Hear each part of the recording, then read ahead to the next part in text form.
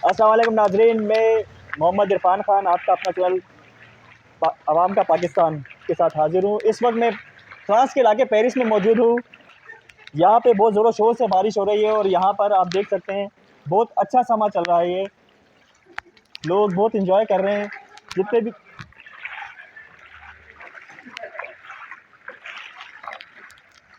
हमें एक नौजवान दिखे, हम उनसे पूछते हैं।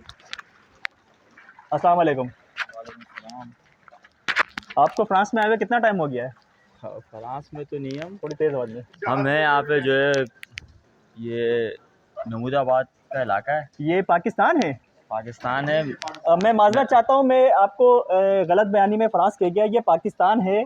मुझे अभी भी पता चला है कि मैं पाकिस्तान के इलाके कौन से महमूदाबाद में हूँ, कराची में महमूदाबाद में हूँ। महमूदाबाद और ये है PS 104 और ये महमूदाबाद का इलाका। ये PS 104 पे जो हमारे कैंडिडेट हैं, जो जीते हुए नुमाइंदे हैं, वो है सईद गनी साहब। मतलब वो पीपल्स पार्टी के जो है कराची रीजन के सदर भी हैं। सही। और इसी इलाके से UC8 से जो चेयरमैन है हमारे, 5 साल जो चेयरमैन रहे और अब दोबारा इलेक्शन लड़ रहे हैं, उन्हीं के भाई छोटे फरहान गनी साहब। सही। अभी तकरीबन 4 से 5 दिन पहले जब बलदियाती इलेक्शन जो है कैंसिल नहीं हुए थे, उस वक्त ये इधर ही गली के कॉर्नर पे जो है मीटिंग करके गए। अभी भी आप देख रहे होंगे पीछे मेरे पीपल्स पार्टी के झंडे लगे हुए हैं। तो ये अभी 4-5 दिन पहले जो है वो मीटिंग करके गए कि आवाम से आए थे दोबारा वोट मांगने के लिए। लेकिन ये तकरीबन बारिश शुरू हुई है और जब से पानी खड़ा हुआ, अभी तो पानी थोड़ा आपको कम लग रहा होगा, जिस वक्त बारिश हुई थी उस वक्त ये घरों के अंदर तक पानी गया। और अब ये कहाँ है, नुमाइंदे हमारे दोनों सईद गनी साहब भी नहीं नज़र आ रहे हमें, और उनके भाई जो हैं वो पूरे कराची में घूम रहे हैं और उन इलाकों में जा रहे हैं, उन शाहराहों पर जा रहे हैं कि भाई जहाँ पर जो है ना पानी नहीं खड़ा हुआ, और वहाँ जाकर कह रहे हैं कि भाई सिंध का बड़ा अच्छा हाल है, सिंध में कोई पानी नहीं खड़ा हुआ, कराची के अंदर जो है ना कोई मसले मसाइल नहीं है। तो मैं सिर्फ ये कहूँगा कि सईद गनी साहब, इन पीपल्स पार्टी की सियासत क्या है? पीपल्स पार्टी की सियासत टोटली ये है कि भाई इन्होंने ये इस जगहों को और रोड वगैरह को ना क्लियर नहीं करना। सेवरेज का निज़ाम इनके हाथ में नहीं है, टोटल है इनके हाथ में, बजट इनके पास आता है, मगर इन्होंने क्लियर नहीं करना, इन्होंने साफ़ नहीं करना कराची को।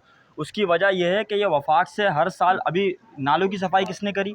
नालों की सफाई का निज़ाम है बल्दियात के पास, लेकिन बल्दियाती नुमाइंदे नहीं थे। इलेक्शन हमारी जो है वो बल्दियाती असम्बली डिज़ोल्व हो गई थी, तो उसकी वजह से नालों की सफाई वफाक ने करवाई, इमरान खान ने पैसे देकर। ये पूरे नालों की सफाई MNS के थ्रू हुई। महमूदाबाद नाला जो है साफ़ हुआ, सारे नालों की सफाई जो है वो MNS के थ्रू हुई। फिर ये सड़कें बनी, ये सड़कें बनाने का काम होता है सूबाई नुमाइंदों के बाद। ये सड़कें बनाई गई तो ये काम भी जो है ना फिर वफाक के नुमाइंदों ने कराया, MNS ने कराया। लेकिन सिंध के लोग क्या कर रहे हैं, सिंध की जमात क्या कर रही है, जो 40 साल से यहाँ हुकूमत कर रही है, वो सिर्फ 40 साल से किस चीज़ की हुकूमत कर रही है? बंदे ख़रीदने की। सईद गनी साहब किस तरीके से इस इलाके में इलेक्ट हुए, उसकी वो भी सब पूरे इलाके वालों को पता है कि उनको इलाके से वोट नहीं पड़ा, बाहर से सिंध से 10 से 15 हज़ार लोगों को जो है ना वो लेकर आके काला पुल पर रेलवे ग्राउंड है, वहाँ पर इन्होंने जो है वो उनके कैंप लगवाए, वोट रजिस्टर करवाए। उनके जो है ना सिंध के लोग थे, वो सारों के वोट रजिस्टर करवा के जो है उनको यहाँ पर नहीं, कुछ वोट तो आप इलाके वालों के भी थे ना, आप इलाके वाले भी उनके बहुत आगे पीछे हुए। नहीं, हमारे इलाके वालों के वोट होंगे, ऐसी बात नहीं है। जैसे मिसाल के तौर पे अब मैं देख रहा हूँ कल जो पंजाब में फ़ैसला आया है, कुछ हमारे दोस्त यार आगे पीछे जो होते हैं हमारे नौजवान, वो ये कल से गाते फिर रहे कि भाई ज़रदारी का स्वैग है। भाई कैसा स्वैग है ज़रदारी का? कि ज़रदारी जो है करप्शन का बादशाह है, उसने पैसा चला दिया और बड़ा लोग खुशियाँ मना रहे हैं। मतलब हमारे मुल्क का हमारी अखलाकियात इस तरह गिर चुकी है कि हम लोगों को ये चीज़ जो है ना बड़ा फ़ख्र से बताते हैं हम कि भाई ज़रदारी ने गेम घुमा दी। ज़रदारी ने क्या गेम घुमा दी? ज़रदारी ने पैसा चला दिया। पैसा किसका चला है? पैसा ये देखो, ये आवाम का चला है। ये आज हम पानी में खड़े हुए हैं, ये हमारा पैसा चला हुआ है। अगर ये पैसा सिंध की आवाम पे लग जाए, सिंध पे लग जाए, और सिंध के जो है ना ये बलदियाती इदारों पे लग जाता है, इनके भाई चेयरमैन थे, इस इलाके का ये हाल है, तो अब ये अंदाज़ा लगाएं कि बाकी कराची का क्या हाल होगा। नागन चुरंगी, अभी मैं न्यूज़ पे देख कर आ रहा हूँ कि नागन चुरंगी पे एक फ़ैमिली पूरी बाइक समेत गिर चुकी है। वो फैमिली जा रही थी बाइक पे, वो पूरी की पूरी फैमिली जो है ना नाले के अंदर गिर चुकी है नागन चुरंगी पे। अब उसके उनका पुरसाने हाल कौन है? उनको पूछने वाला कौन है? नहीं, इन्होंने सिर्फ क्या करना है, अब इलेक्शन के दिन आएंगे करीब, अभी जैसे जिस तरह ये निकल के आ गए थे दोनों भाई इलेक्शन वोट मांगने के लिए, फिर आएंगे इलेक्शन के दिनों में वोट मांगने के लिए, और इनके साथ हमारे ही लोग होंगे जो क्या बोलते हैं इन्हीं के साथ खड़े होकर और आवाम को कहेंगे कि भाई इनको वोट दो। और आवाम जो है हमारी इतनी बेवकूफ़ हुई है कि सिर्फ इस वजह से वोट देने के लिए खड़ी हो जाती है कि इन्होंने जो है ना भाई हमारे को गैर कानूनी काम करने देने।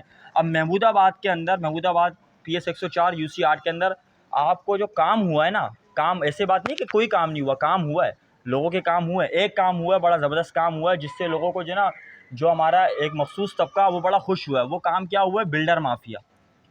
आप महमूदाबाद के अंदर जितने भी बिल्डर माफिया आया है महमूदाबाद के अंदर, ला के लेकर आने वाला कौन है? बिल्डर माफिया को लेकर आने वाला सईद गनी और उनका भाई फरहान गनी।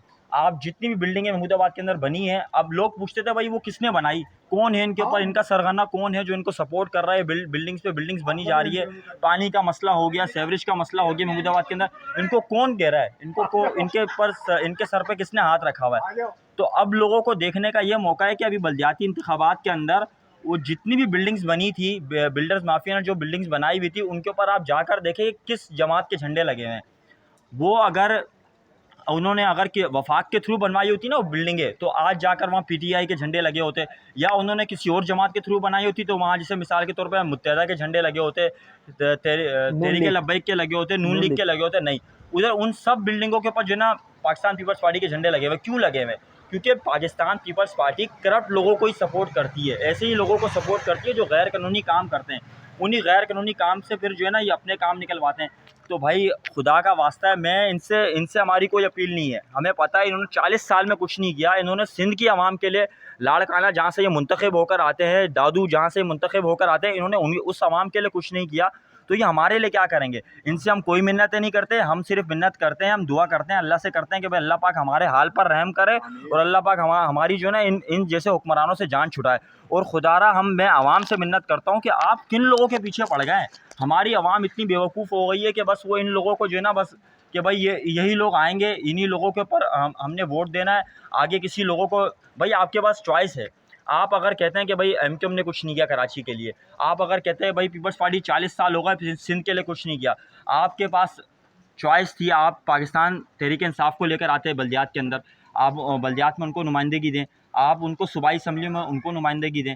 आपने दी, 15 सीटें दी, कराची की आवाम ने बिल्कुल दी, लेकिन आपके पास छोटी जमातें और भी हैं। जमात इस्लामी टाइप की जमातें, 5 साल उन्होंने, जमात इस्लामी ने 2005 से लेकर 2005 तक जमात इस्लामी ने काम किया है।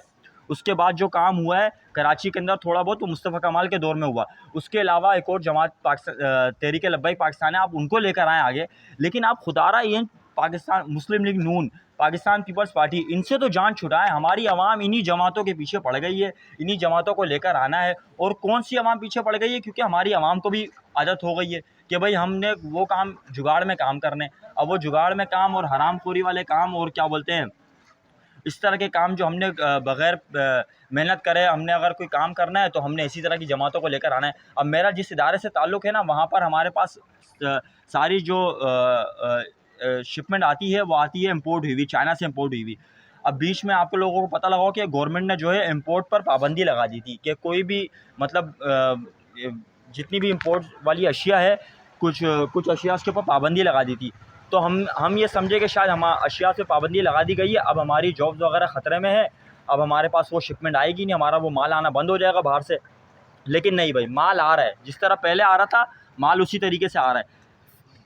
फ़र्क क्या है? फ़र्क ये है कि पहले जो माल आ रहा था इमरान खान के दौर में, वो आ रहा था कस्टम क्लियरेंस होके, बाकायदा उनके चालान बनते थे, बाकायदा उनकी ड्यूटियाँ होती थी, वो क्लियर होके हमारे पास डिक्लेयर होकर सारी शिपमेंट हमारे पास आती थी।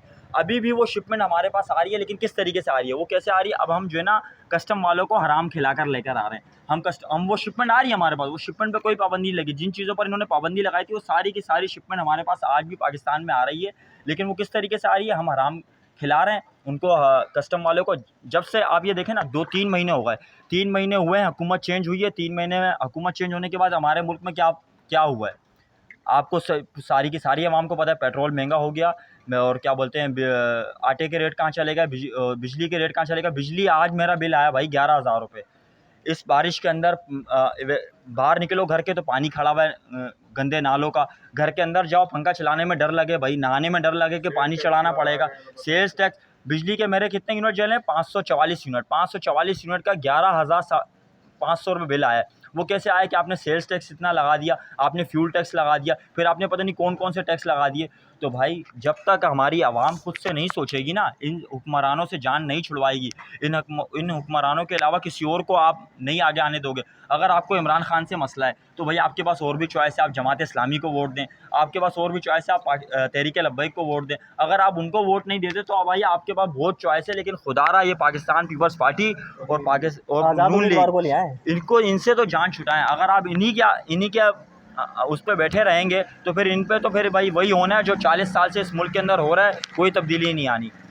बहुत बहुत शुक्रिया। हमारे साथ इलाके के और भी मोअज़्ज़िज़ीन मौजूद हैं, उनकी तरफ आपको लेके चलते हैं।